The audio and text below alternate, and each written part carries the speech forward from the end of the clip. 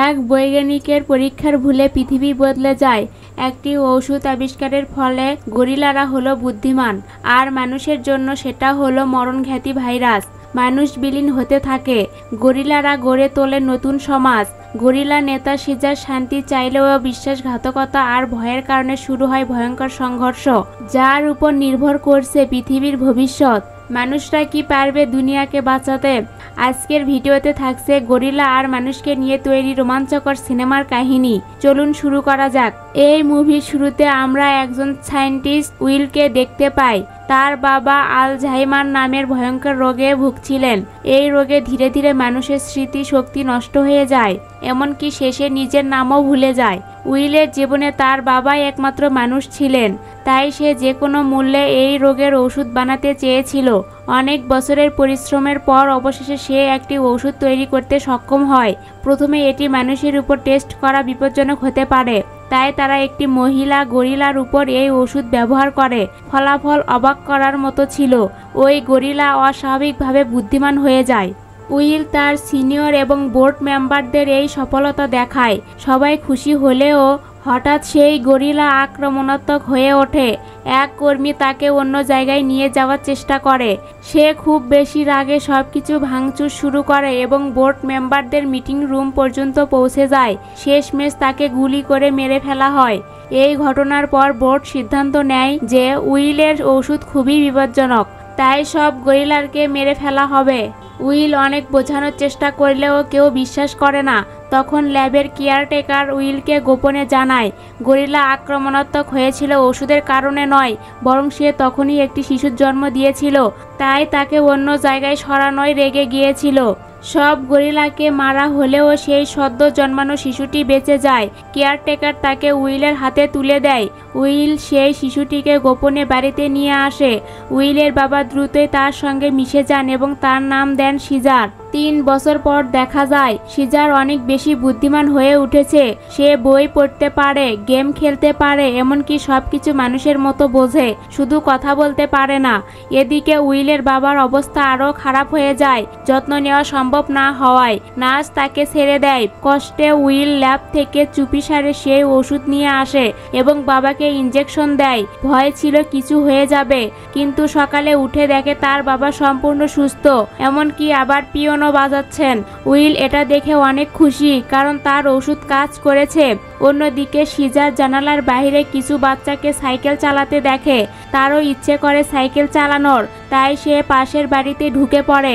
কিন্তু দুর্ভাগ্যবশত সে বাড়ির মালিক ছিল ভীষণ খিটখিটে স্বভাবের, আর এখান থেকেই নতুন ঝামেলা শুরু হয়। একদিন সিজার পাশের বাড়ির আঙ্গিনায় খেলতে গিয়েছিল, কিন্তু সেই খারাপ স্বভাবের প্রতিবেশী তাকে মারার জন্য ব্যাট নিয়ে আসে। এর আগে উইল আর তার বাবা সিজারকে বাঁচিয়ে ফেলে।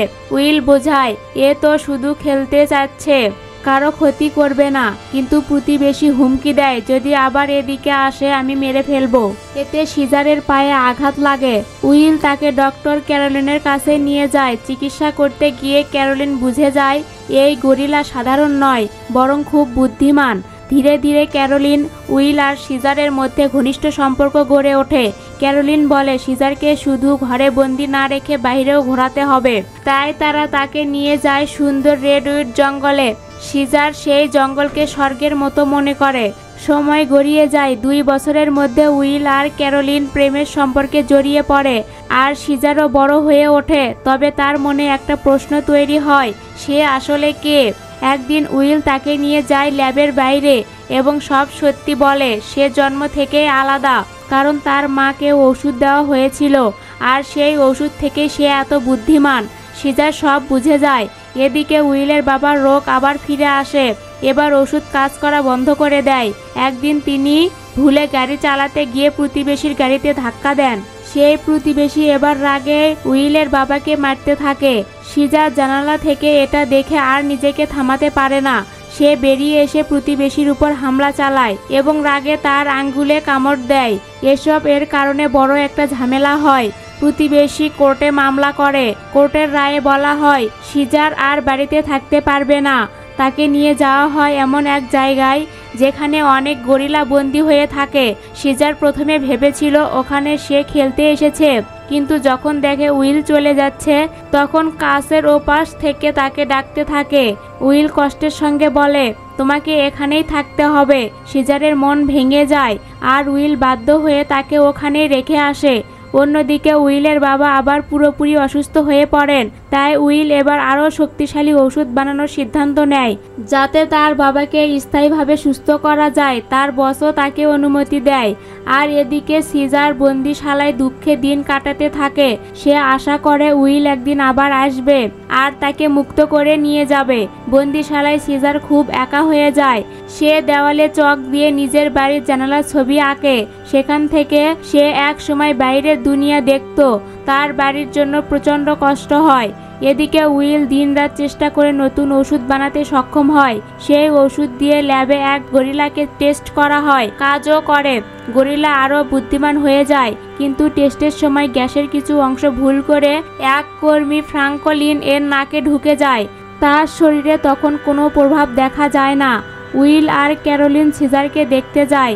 তাকে খুব ছোট একটা খাঁচায় আটকে রাখা হয়েছে, হাতে আঘাতও ছিল। উইল রাগে গার্ডদের হুঁশিয়ারি দেয়।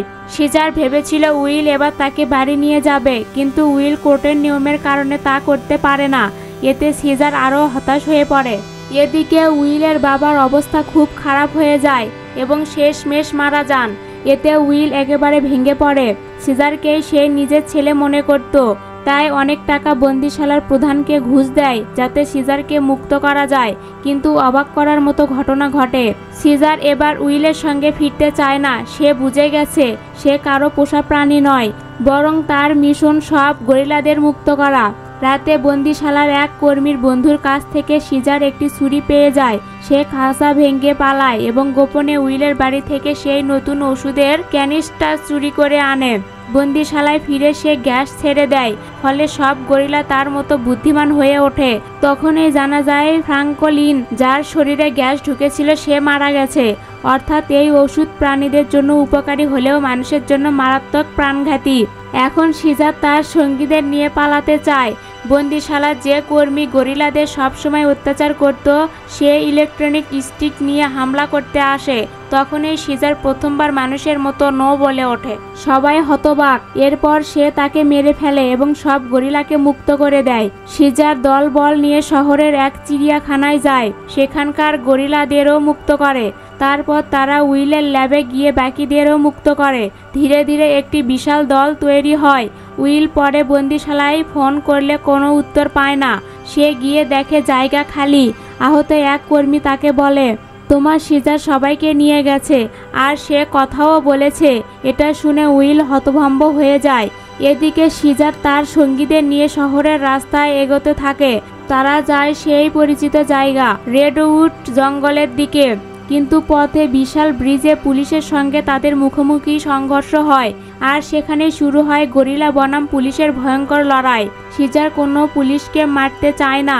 সে তার সাথীদের নিয়ে রেডউড জঙ্গলে যেতে চায়, কিন্তু পুলিশ গুলি চালানোর কারণে অনেক পুলিশ মারা যায়, গরিলাও অনেক মারা যায়। এরপর তারা জঙ্গলে চলে যায়। কিছুক্ষণ পর উইলও যায়। সিজারকে অনেক বুঝায় ঘরে ফিরে আসার জন্য, কিন্তু সে বলে এটাই আমার আসল দুনিয়া। এটা শুনে উইল চলে আসে, আর সিজার তাদের রাজা হয়ে সেখানে থাকে তারা।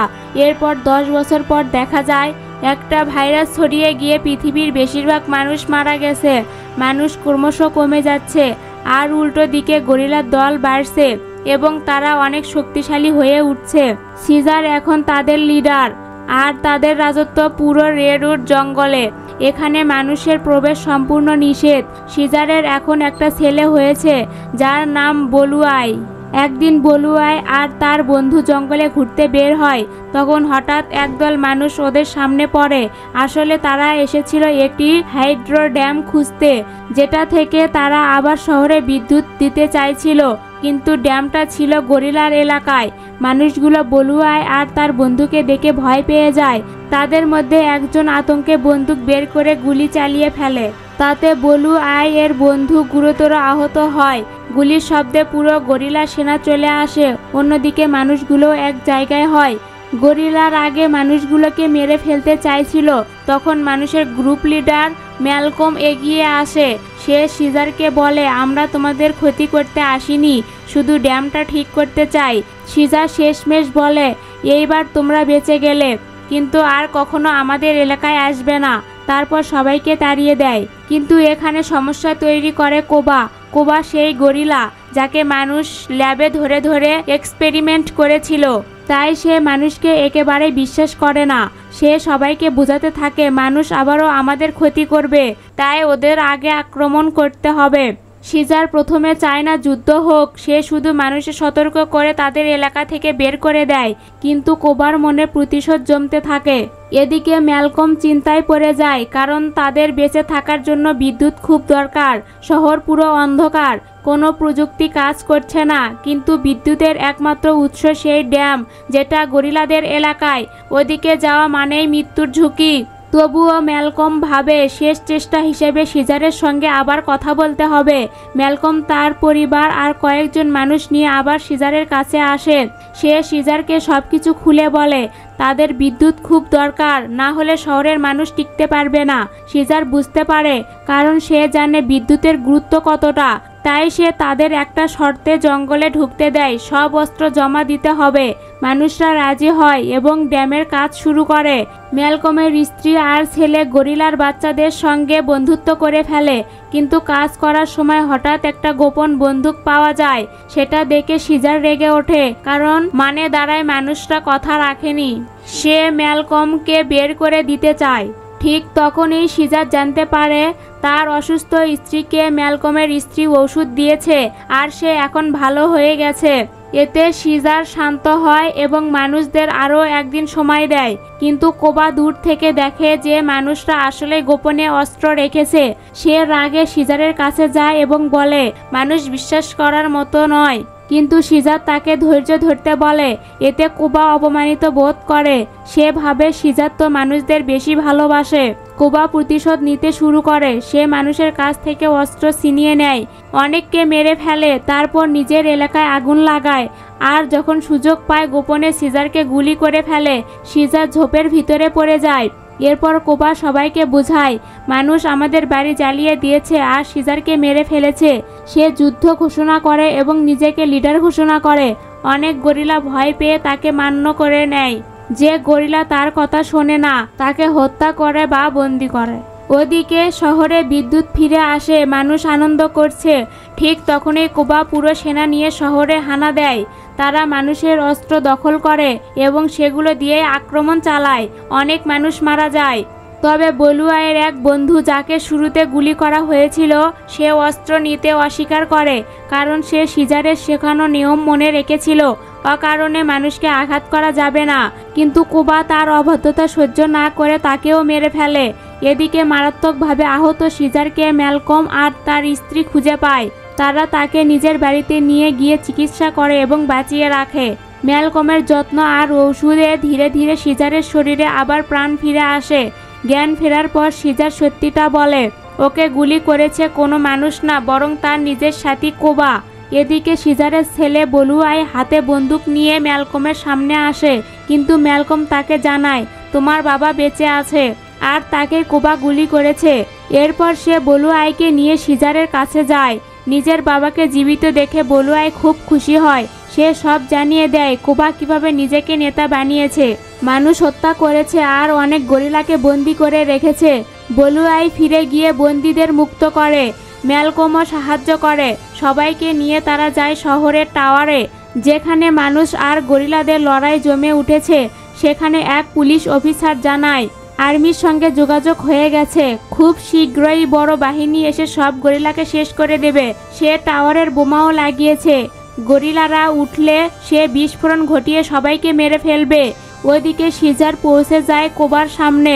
শুরু হয় ভয়ঙ্কর লড়াই। সিজারকে বেঁচে থাকতে দেখে অনেক গরিলা আবার তার দলে ফিরে আসে। এতে কোবা ক্ষেপে গিয়ে নিজের গরিলা ভাইদের দিকেও গুলি চালাতে থাকে। শেষে এক উঁচু জায়গা থেকে সিজার কোবার উপর ঝাঁপিয়ে পড়ে এবং তাকে নিচে ফেলে দেয়। কোবা লোহার রডে ঝুলে গিয়ে বাঁচার জন্য সিজারের হাত ধরে সাহায্য চায়। কিন্তু সিজার জানে কোবার বিশ্বাসঘাতকতা ক্ষমা করার মতো নয়। তাই সে হাত ছেড়ে দেয়, খোপা পড়ে গিয়ে মারা যায়। এরপর ম্যালকম আর সিজারের দেখা হয়, তারা একে অপরের হাত মেলায়। মানুষ আর গরিলার মধ্যে যে বন্ধুত্বের সম্ভাবনা একসময় ছিল সেটা আবার এক মুহূর্তের জন্য জেগে ওঠে। ম্যালকম সতর্ক করে দেয় আর্মি আসছে, তোমরা এখান থেকে পালাও। কিন্তু সিজার উত্তর দেয়, এখন মানুষের আর গরিলাদের মধ্যে যে যুদ্ধ শুরু হয়েছে সেটা আর কোনোদিন থামবে না। এভাবেই গল্প শেষ হয়, যেখানে সিজার গরিলাদের প্রকৃত লিডার হয়ে যায়। এভাবে মুভিটি শেষ হয়। তো বন্ধুরা, ভিডিও কেমন লেগেছে কমেন্ট করে জানাবেন, আর লাইক ও সাবস্ক্রাইব করতে ভুলবেন না। দেখা হবে পরবর্তী ভিডিওতে।